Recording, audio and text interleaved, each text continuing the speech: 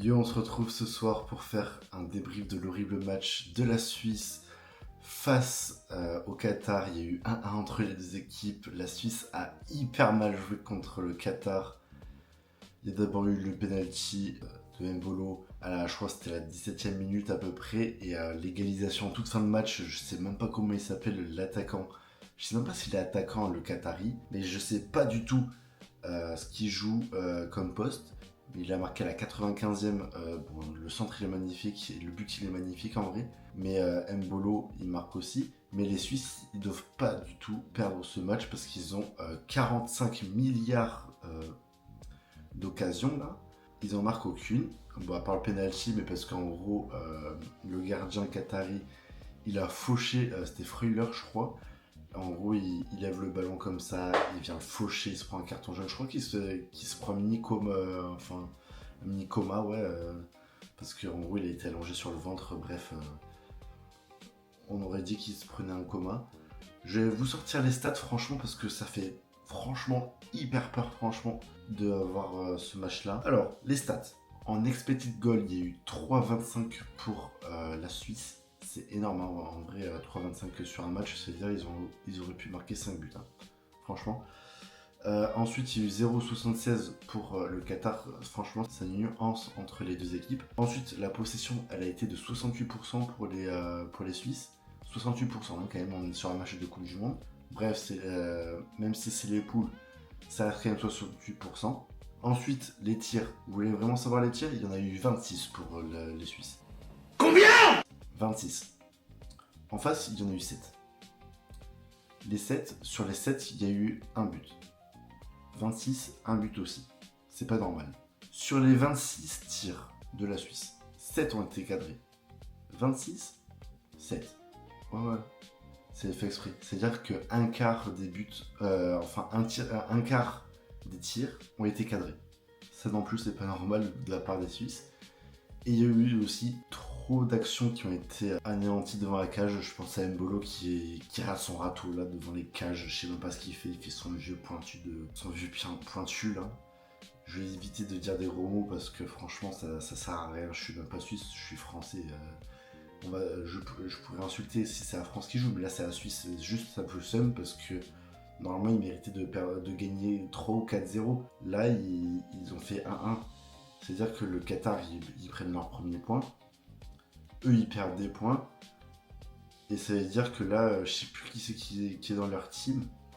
C'est les États-Unis. Non, le Canada, je crois. Oui, c'est le Canada qui a joué contre la Bosnie, je crois, hier. Ouais, Canada-Bosnie. Et du coup, c'est-à-dire que là, les 4 équipes sont à 1 point. C'est n'importe quoi. Normalement, les Suisses, ils devaient être à 10 points sur cette poule.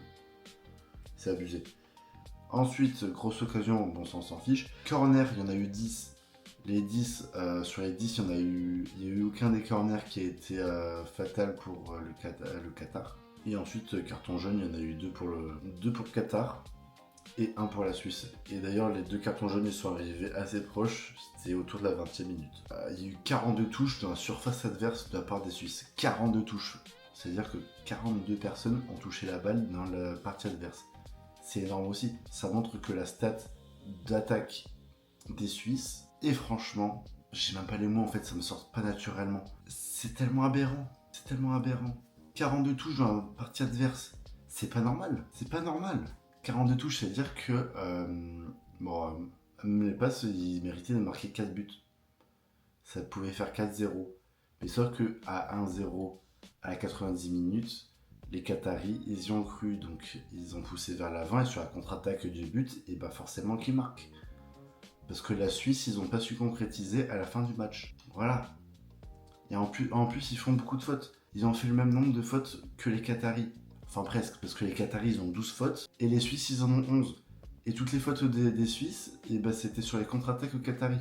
Donc c'est dire que là, à tout moment, ils faisaient pas ces fautes, et bah, il y avait 2 ou 3 buts pour les Qataris, en fait. C'est pas normal non plus. Ils se font caca dans la culotte, en fait.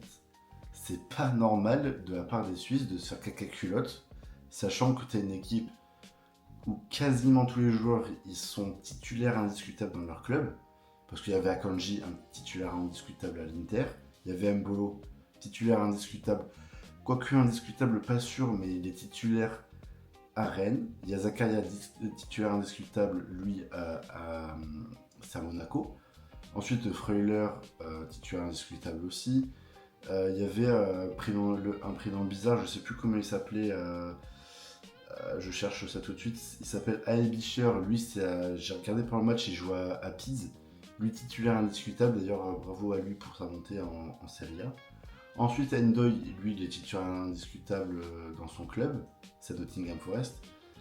Ensuite, Vargas, titulaire indiscutable du côté de Séville. Rodriguez, bon, c'est lui qui est pas titulaire indiscutable vu qu'il fait un match sur deux au Betis Séville. Ensuite, Elvedi, c'est au Borussia Mönchengladbach, lui il est titulaire indiscutable là-bas.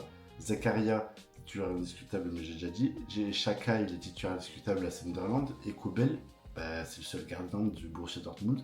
Parce que tous les autres, ils sont nuls en fait. Donc voilà. Ensuite, il y a Manzambi, je connais pas, mais voilà. Il y a Reader qui est rentré, Amdouni, Muaim et Jachari qui sont rentrés. Et franchement, je trouve qu'ils n'ont rien apporté dans le jeu. Ça a même downgrade le niveau de l'équipe suisse. Et on a vu un avant et un après changement qui ont eu lieu à la 65e, 79e et 89e minute. Donc les 5 avant le but forcément vu qu'il est arrivé à la dernière minute. Ensuite, évidemment les meilleurs joueurs, c'est des joueurs suisses avec Brahim Bolo, Nico Elvedi et Ricardo Rodriguez. Même si franchement j'aurais quand même mis le buteur du Qatar parce que il a quand même réussi à marquer je crois le premier but du Qatar dans une Coupe du Monde et surtout à ramener le premier point du Qatar dans une Coupe du Monde. Donc là ils font mieux quand même que la Coupe du Monde qu'ils ont fait chez eux et qu'ils ont organisé chez eux il y a 4 ans. Donc ça franchement c'est quand même beau pour la part du Qatar et je suis content en vrai pour eux qu'ils aient réussi quand même à réussir cet exploit surtout contre la Suisse parce que ça reste quand même une équipe européenne mais pas une mauvaise équipe, c'est quand même une top équipe européenne, bon pas top mais c'est une très bonne équipe européenne qui reste quand même je crois dans le top 20 mondial des équipes de foot, des équipes nationales de foot mondiales. Donc en vrai, c'est pas si mal, tu vois. Donc voilà, pas si mal. Débriefer un peu à chaud, je vais essayer de faire un petit montage, mais de le sortir. Et après, ensuite, je vais aller voir le match du Brésil là contre le Maroc.